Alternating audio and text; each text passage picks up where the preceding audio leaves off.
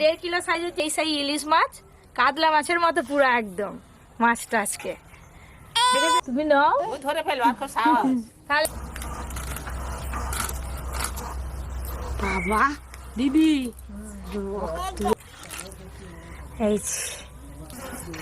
এই যে ইলিশ মাছ, ইলিশ মাছের কালো জিরে ভেজে বেটে রাখা মশলা, হলুদ গুঁড়ো, লবণ,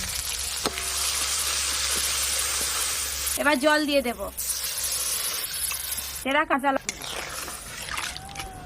ধুয়ে রাখা ইলিশ মাছগুলো দিয়ে দেব।